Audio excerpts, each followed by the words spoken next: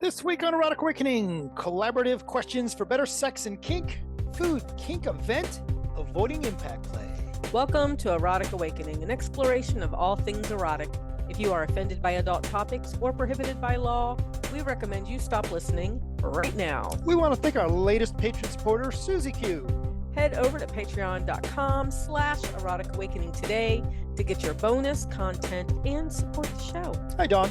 Hi, Dan. So there's a lot of lists out there of how to negotiate and how to get better sex and all that. And this is a very interesting little thing that I found, which is a collaborative question. Okay. For better. So instead of just sitting across from somebody and saying, what do you like? And I don't know, what do you like? It's kind of an interesting way to take an approach to getting, better sex and kink. Awesome. So just the words are making me think of the Kickstarter cards, but what you got? The Kickstarter cards are absolutely a great option, but so it's broken out into physical safety, emotional safety, and emotional desires, physical desires, aftercare. So really interesting the way that it's broken out. And by the way, for anyone interested, this is a list that was put together by somebody. Non-binary is how you say it. It is NONBINARI. So if you were searching for it for yourself, use that search term. Awesome. So here you go. Okay, what you got? Some of them we're just going to go through quickly, which I think are just basic, smart questions to ask. Actually, the first one, which is current, is what is your current COVID safety precautions? Okay. And that's a great one to me. If somebody says, oh, I don't believe in COVID, then you can say, well, do you believe in STIs? Do you believe in condoms? Or do you think those are fantasies as well? True. It could lead into that discussion. So how often do you get STD tested? Are you currently positive for any STDs? And if so, how do you mitigate that risk? And that's just a great call out. Just because somebody might have an STD doesn't mean they're not wanting to play. And Right. You may say, well, if we take certain precautions, we can absolutely do things. Well, especially since this is supposed to be a list for sex and kink, which means sex might be off the table completely and it's just about kink. So we do a lot of kink with our clothes completely on. Yeah, and I would absolutely be willing to do kink with people that have a variety of STIs, just a matter of precautions. I would be willing to do some sexual stuff as well with people with STIs. Again, it's a matter of precautions. How are you going to take care of yourself and that other person? What's your risk profile exactly when you go into this? So yeah, I've played with people that, I've got pictures in my head. Where in your body do you have pain? And would you prefer to avoid that pain or not? It's an interesting way to look at it. That is an interesting question, because usually when we teach negotiation, it's like, oh, how's your hips? How's your elbows? How's your wrist? We never ask, and are you okay with me focusing on that pain? Right, Maybe exactly. you want more pain in that area. Are there specific ways you can't move due to pain or mobility issues? That's a pretty good one. And then before you start a scene, what are the ways you prep your body? That's kind of an interesting one that I don't know that I've ever asked anybody that question that way. But you know what? If I was doing like fire cupping on someone or fire play, I would want to know if they have perfumes on their bodies, Sure, lotions on their bodies, things like that. I'm not a rope person, so I don't know, but you rope tops.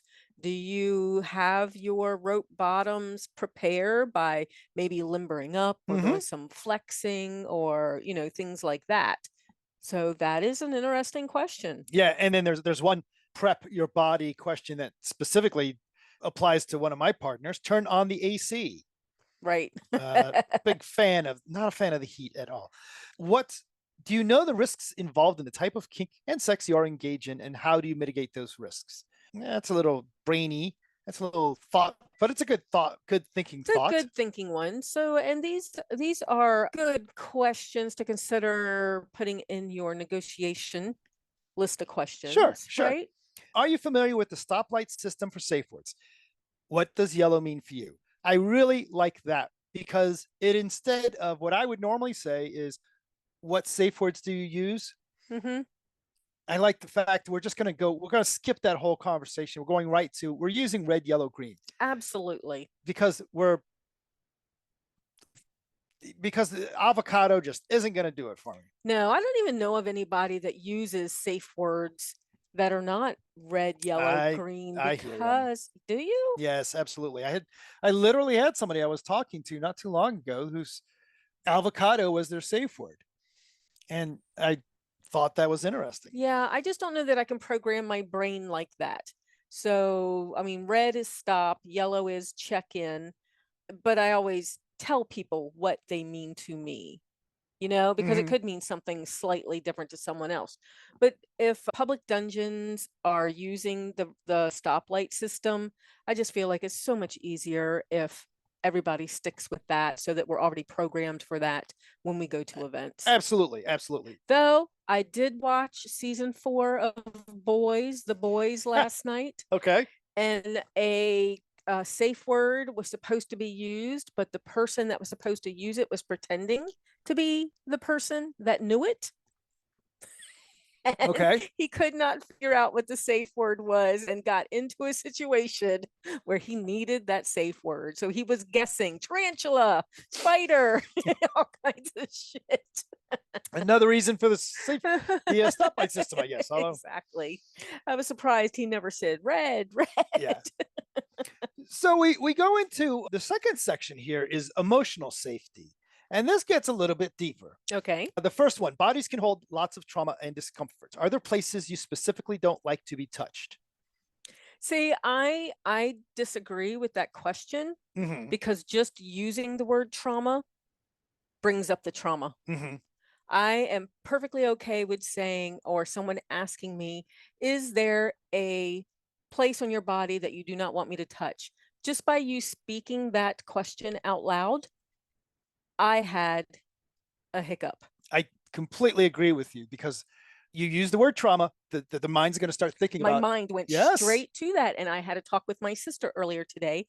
So boom, there it is right there for me to look at. And so no, I even during my how to be a survivor in MS classes, mm-hmm. I really try not to use the word trauma. I may Mm-hmm. use the word baggage, but for some people that's just as so now you've started your negotiation and you're talking about trauma. Right. Why not just say, are there places you don't want to like to be touched? I love the idea of being trauma informed. Mm-hmm. I love the idea that this is in the questioning.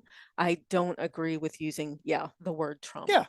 Yeah, we're on the same page there. Fabulous. And then the next one that goes with that one is, what does a trauma response look like for you? I mean, for me, if you asked me that, I might say, do you mean like if somebody is starting to bleed real bad? But here they're trying to imply it for emotional safety. Right. But that means I have to go inside and look at my trauma and bring it up. And now we've changed the whole thing of, okay, well, now I don't want to play. I'm looking at that and all right, I got to go sit in a corner and cry for a little bit. But I get it. And people are going to have different opinions. But I mean, even the word trigger can be triggering because it implies that something crappy happened and now you're bringing their mind to that crappy thing. Again, just the way of wording it. I mean, you and I had to learn the hard way what my trauma responses look like. Sometimes it's freezing, sometimes it's crying, sometimes it's going to that dark place and you can see the spiral starting to happen. So you gave me an extra safe word that I can use when that's going to happen. And I think the next question, maybe we're back on track. And then question after that, I think we're going, well, we'll get there. Okay. What are some nonverbal clues you've disassociated or otherwise not having the best time? Oh, I love that. What are some nonverbal clues that you've disassociated? Wow, because you can usually feel my energy shift. Because when I disassociate, not in a good way, like if I go to subspace, I kind of drift and trance, and some people could call that disassociation. But when oh no, read it to me again. I got 2 answers that just split off and went separate places. What are nonverbal clues that you've disassociated or otherwise not having the best time? Okay, so it is about not having the best time. Right. If I go quiet while you're striking me, that means I'm going to a dark place. Okay. Because in my head, I'm like, yep, or, see, this is a hard one because sometimes I was getting ready to say, or I bust out crying for no reason. But I always tell people if I start crying, don't stop. That's not a safe word. Right. But sometimes I'm crying because I feel bad about myself. Mm-hmm. And I don't know how to vocalize that. Yeah. Again, why don't we just simplify this one to say, what are some nonverbal clues you're not having the best time? Mm-hmm. It is literally, I stiffen up and stop making yummy noises, Mhm. And then I get struck again and I'm not giving the yummy noises. And yeah, so I agree with you. And then it kind of, to me, we're getting worse. Have you ever been sexually assaulted in the past? Nope. If you would like to give details, feel free, but no pressure to do so. That is a no-go. Yeah, well, I mean, you're not a counselor, man. Why? So now the only time I No. can remember somebody saying that they were getting ready to do an interrogation scene, and it was a really, really, really heavy interrogation scene, and it was at an event that I ended up having to walk out of it because it was so heavy. Mm-hmm. He, as the sadist, wanted to know those details so that he could use them Sure. for the interrogation scene. But normal negotiation, don't ask me about my sexual trauma. You might get punched in the face. And if Tracy's listening to this. But now we're recovering a little bit, because now instead of trying to delve into the person psyche before you start a scene, what gets you in the right headspace? Oh, see, I like that. Yes. Ask the positive questions. Yeah. How do you deal with tension or conflict? I don't know why that's part of this. How are you expressing when you're uncomfortable? So this is part of this because someone's experienced this before. That's why they put this question list together. They've gone through this before, and this is important to them. So if it's important to you, keep it on here. Yeah. But for me, those questions are already traumatizing for me, and I'm not playing. And then we get to, what are your hard limits? What are your soft limits? And what kind of play do you like to explore the edges of? That's not a bad question. I don't mind that one. That's not a bad question. What do you like exploring the edges of? I don't give people soft limits because people feel like those are limits that are supposed to be pushed. I say yeses and nos. Yes, you can do these things. No, you can't do those things. To me, soft, and I understand soft, and I do have some soft limits, but I'm not going to tell somebody, oh, this is my soft limit. I mean, why? It's either a yes or a no. Right? Yep.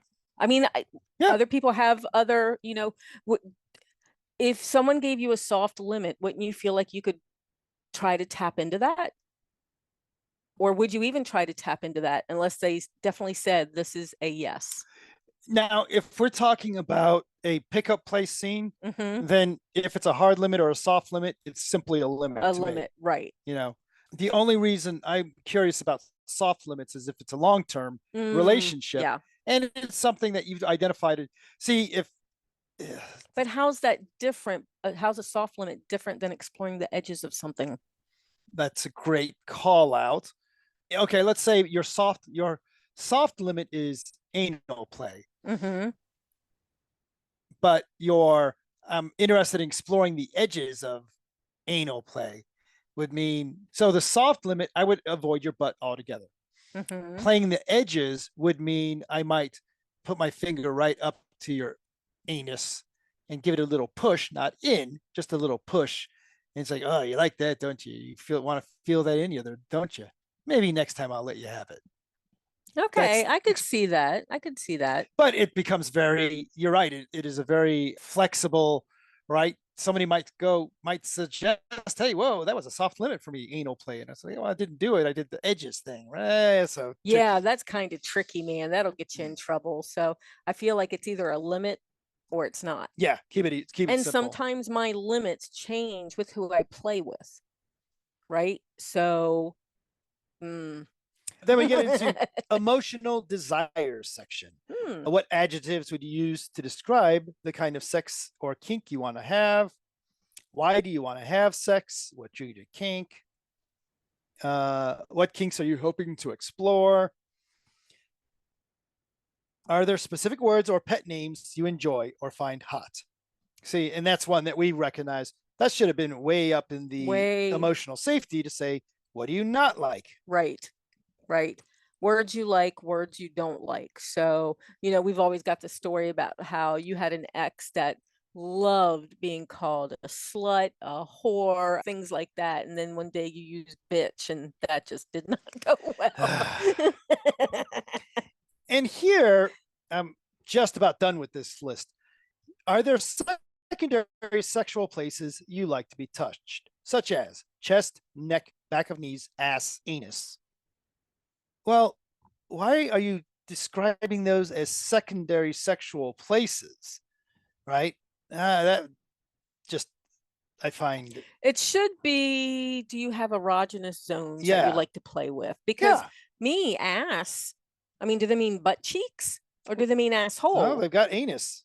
Anus as is a secondary sexual No, place. man, that's a primary. At least for most of us. Yeah. And then they've got 8 questions about aftercare, blah, blah, blah. Hopefully, if you found that useful, great, go grab a copy of it. If not, and if you disagree with our disparaging words about it, feel free to say something. Hop over to our Discord and let us know. Absolutely. So this was just a free flow sort of thing. And we had some good things to say about it too. There are some thinkers in there. There's absolutely some thinkers in there. So cool. Way more interesting than that, Dawn, is this event happening in Birmingham, Alabama. It is the You Look So Tasty Food in Kink.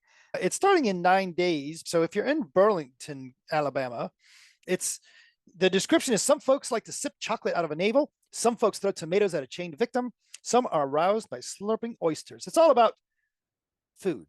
And I'm sure that there's some food on boobs in there somewhere. Do we have any friends going?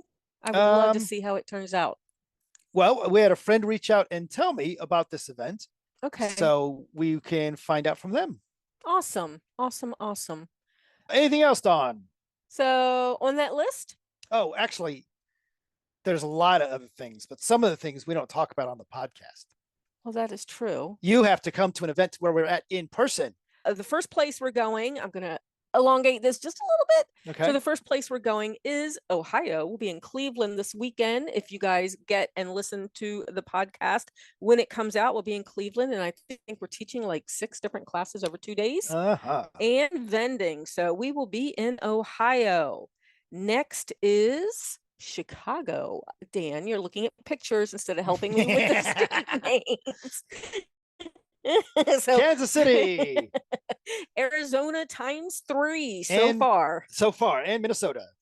Keep up with all our events, book news, discounts, and more via the Erotic Awakening newsletter, and get your EA shout out like Cherry in Ohio and Dax in New Jersey. Head over to eroticawakening.com and subscribe today. So, Dawn, you've had somebody come to you and say, hey, Dawn, you've been around for 20 years. I want to get some play in, some BDSM play. Okay. Awesome. Yes. And I like pain and I like marks. Okay. But I do not like impact play. Okay. And I don't like anything that's particularly loud. Okay. What play would you recommend? Pinching. Pinching is a good one. I've got some of the most evil bruises on my inner thighs and boobs from pinching. So absolutely. Biting is another good one. Oh, biting. That's a fabulous one. So they don't like impact. Is it because of the sound or does it say? It does say, but it's not important now. Okay. So, because I was like, you could do things like chopsticks and things like that. So what about clips and clamps? Clips and clamps, absolutely. What about abrasion play? Like sandpaper or rough brushes? Nope, don't like that. But yes, that could work. God, what else? Rubber band play? Rubber bands? Although I don't know if that would hit the sound. They didn't want anything particularly loud. Well, think about when you've bound my breast in those big rubber bands and then you just pull them back and snap them. Right.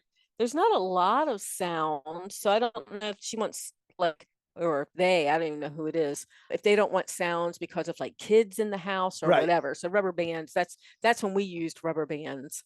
Oh, we used to have a rubber band gun. So what about, I mean, like would airsoft pellets count? I've seen someone do a scene with that. That's true. I think those are kind of loud too. How about pressure points? Oh, good Lord. Yeah. So Although I don't know points, about bruising with pressure points. yeah, I don't know if they would or not. Depends how hard you push, and pressure points hurt so much that I don't know how much pressure you could get in there, but they don't want impact. So punching wouldn't work, even though they're not that loud. And then the other one that comes, oh, I got two more. Nope, I got one more. Oh, what about cupping? Cupping is good. Yep, Cupping I hadn't thought about that one. Bruise. And needles, maybe. Needles can bruise. Yes. And they can definitely leave marks. Definitely. Give us some ideas. Head over to our Discord and tell us what you would do in this situation. Indeed. So more tentacles. Actually saw some tentacles. Didn't we find like a little farmer's market yesterday? Yes, we randomly found a farmer's market in, I believe we were in Sycamore. I think we were. Illinois. And a little random farmer's market. We tend to find those all over the place when we're not looking. And someone had done a lot of resin, and they had like a resin plaque, maybe. I don't know, that had an octopus in it. That was really cute. And then we did the Ren Fair over the weekend. Oh, yeah, and when you have Ren Fairs, they have steampunk stuff kind of stuck in there. And so tentacles all over the place. But on our Discord channel and Instagram, a couple of people sent me some pictures. So Peachy on Instagram sent me, and it's an ink drawing for a tattoo. It's an octopus eating a girl out. So it kind of reminds me of the original Japanese one, the art where it's a Japanese woman being eaten out by an octopus, but this one was not Japanese, and it was the ink drawing for the tattoo. So amazing, absolutely beautiful. And then Basanos sent, it was a picture of a woman wrapped in a tentacle, but it kind of looked like a bad dragon like tentacle. So it was probably, I don't know, 4 foot long, maybe, and probably not that brand name. So something else like that, though, that was wrapped around her and strategically rope tied in place so that it looked like it was wrapping around her. So that was kind of hot. And then Minotaurus sent me a picture of an octopus dress.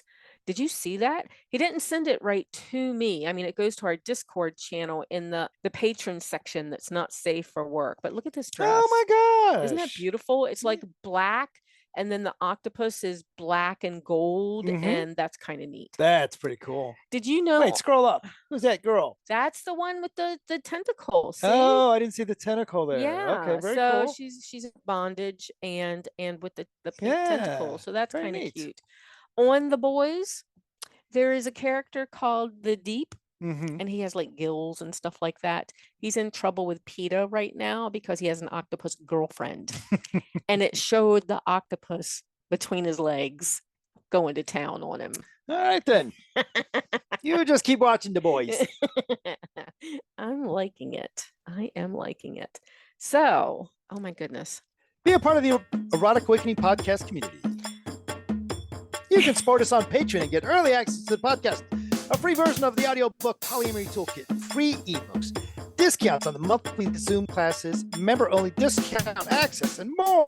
Find all the goodies at patreon.com/erotic awakening today. Help others find us. Take a moment to support the podcast. Rate us on Apple Podcasts, Spotify, or wherever you listen. Or just tell your friends. Join the conversation with us and other listeners. Use the links from the Erotic Awakening website for our growing Discord channel. And feel free to reach out to us. Contact us with questions, podcast comments, or just say hi. We are Dan and Dawn on FetLife and Erotic Awakening on Instagram. Or just email us at dananddawn@eroticawakening.com. Bye, Dan. Bye, Dawn.